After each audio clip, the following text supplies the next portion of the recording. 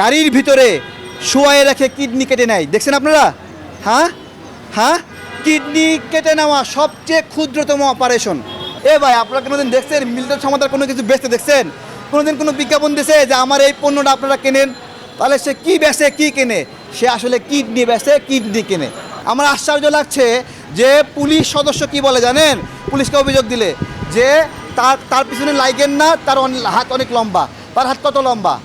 একজন সমাজসেবকের হাত এত লম্বা হবে কেন? সবচেয়ে গুরুত্বপূর্ণ, মিল্টন সমাদার একজন খ্রিস্টান ব্যক্তি।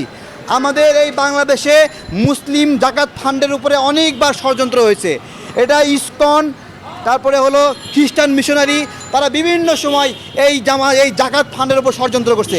মিল্টন সমাদারের এই যে মানবিক কাজের আড়ালে এই যে ঘটনাগুলো, এটা হলো খ্রিস্টান মিশনারির পক্ষ থেকে সৃষ্টি করা মিল্টন সমাদার, যে আমাদের জাকাত ফান্ডের উপরে হস্তক্ষেপ করেছে।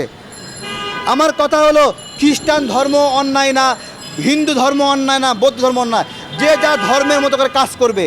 খ্রিস্টান ধর্মের একজন ব্যক্তি সে জাকাত ফান্ডের উপর হাত দিতে পারে না, কারণ খ্রিস্টানরা জাকাত দেয় না, তাদের অন্যরকম অর্থনীতি আছে, তারা সেই অর্থনীতিতে ভালো কাজ করে, মানুষের সেবা করে, তাদেরও একটা পলিসি আছে, তারা মানুষকে টাকা দেয়, খাওয়ায়। কিন্তু মিল্টন সমাদার কেন মুসলিম অর্থনীতির উপরে হাত দিল? আমার প্রশ্ন, খ্রিস্টানদের কি টাকার অভাব পড়েছে?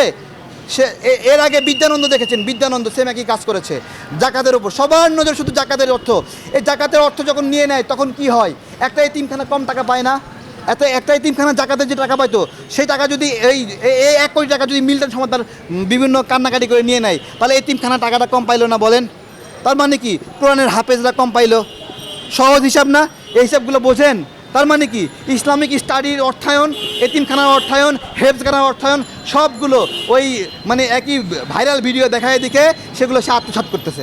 বুঝতে পারছেন আপনারা বিষয়টা? যে ব্যক্তি কিছুদিন আগেও বেকার ছিল, তার 60 লক্ষ টাকার হাইব্রিড গাড়ি, এটা কীভাবে সম্ভব? এটা তো বলতেছি, 60 লক্ষ টাকার হাইব্রিড, 2 টাকায় ইনকাম করতে কলিজা ফেটে যায়, ঠিক আছে?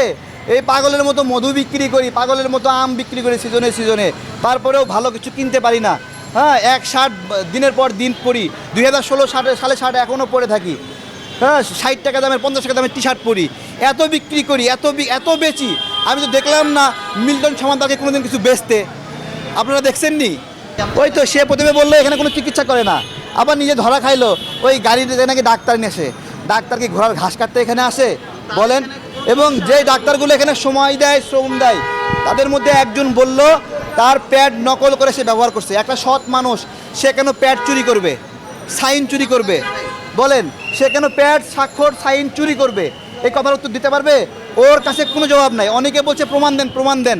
যেই গরুগুলো এতগুলো প্রমাণ পাওয়ার পরেও সেগুলোকে প্রমাণ মনে করছে না, ওরা আসলেই মূর্খ এবং গরু, এবং অথবা মিল্টনের পেইড দালাল, ওদেরকে টাকা দিয়ে কমেন্ট করে নেয় এই জন্য। কিন্তু কমেন্ট দিয়ে এগুলো হবে না।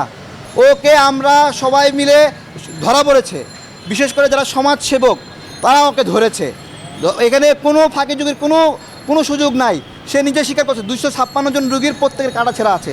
আমার একটা প্রশ্ন ভাই, আমার প্রশ্ন, ভাত পায় না, ওই বেটা কিডনির অপারেশন করবে বলেন তো?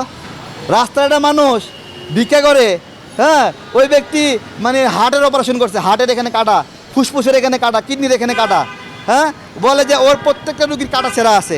তাহলে তুই আগে কেন অস্বীকার করলি যে কাটা ছেঁড়ার এই ঘটনাটি সম্পূর্ণ মিথ্যা এবং ভিত্তিহীন? আরে ভাই, নতুন যে আশ্রমের খোঁজ পাওয়া গেছে, সেখানে দেখেছেন যে ভিতর থেকে তালা লাগানো। হ্যাঁ, এটাই তো। আমি আপনাকে বলি, সে রাতারাতি তার অপারেশনের যে উপাদানগুলো বলছে না যে কিডনি অপসারণ করছে।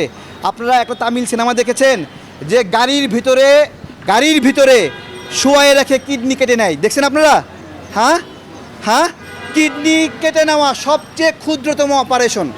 আমি আপনাদেরকে বলতেছি, যদি ওই সিনেমাটা আপনারা দেখেন যে গাড়ির ভিতরে ঢুকাইছে, আধা ঘন্টার মধ্যে কিডনি বের করে নিয়ে সেলাই করে বের করে দিছে। দেখছেন না আপনারা এই ঘটনাগুলো? এবং কিডনি চুরি সবচেয়ে সহজ মানে হলো এই মেডিকেল লাইনের ক্রাইম। ও বলছে কিডনি নেওয়া কত সোজা কথা, কেন কিডনি সংরক্ষণের উপায় আছে না? কি কিডনি সংরক্ষণ করে না? কিডনি কি কেটে নিয়ে সঙ্গে সঙ্গে লাগাই দেয় একটা রুগীকে? বলেন, এগুলো এড়িয়ে যাচ্ছে। এবং যাকে তারা সাপোর্ট দিচ্ছে বুঝতে পারবেন প্রত্যক্ষ ও পরোক্ষভাবে তাদের সঙ্গে সে জড়িত ছিল। তাছাড়া এই সংখ্যাটা খুব বেশি না, এই হাতে গোনা 100, 200, এই 200 মানুষই ঘুরে ঘুরে কমেন্ট করছে। একটা জায়গায় 300 কমেন্ট হয়, 200 মানুষ যদি ভাড়া করে কমেন্ট করায়, তার মানে কি মনে হয় যে 300-র মধ্যে 100 মানুষ ওর বিপক্ষে আর বাকি 200 মানুষ সে জিতে গেছে। এতই সোজা কমেন্ট করে দিতে যাবে, হ্যাঁ? আর প্রমাণ দলিল যেগুলো আছে এগুলো কি হাওয়ায় হাওয়ায় হয়ে যাবে? সে তো 900 লাশের প্রমাণ দিতে পারে নাই, মাত্র 65 লাশের ডকুমেন্টস রয়েছে। সেই ডকুমেন্টসগুলোও, সেই মেডিকেল রিপোর্টগুলোও ভুল, জাল স্বাক্ষর করা, জাল সাইন করা। আপনাকে একটা প্রশ্ন করি, ও বলে যে কবর দিতে সহযোগিতা করে না। এ ভাই, এইখানে যদি একটা মানুষ মরে যায় তার কবর হবে না? এই কি বলেন? এলে গাঁদাখুরি কথা না? এইখানে যদি এইখানে যদি মরে যায়, এই মিল্টন সমাদার না, আঞ্জুমান মফিদুল না, কোনো সামাজিক সংগঠনে এগিয়ে আসুক না, ও কি এখানে পৌঁছে যাবে? এ ভাই, পৌঁছবেনি। কোনো দিন বাংলাদেশে কোনো নাগরিকের লাশ মারা যাওয়ার পরে সেটা পৌঁছে গেছে নাকি দেখাতে পারবেন কেউ? বাংলাদেশের মানুষরা কি সব হয়ে গেছে, মানে নির্দয় হয়ে গেছে যে লাশ একটা মরে থাকবে, সেই লাশকে কবর দেবে না? বলেন আপনারা, হ্যাঁ? আর সব লাশ কবর দেওয়ার দায়িত্ব সে নিয়ে নিছে না? লাশ কবর দিলে টাকা পাওয়া যায়।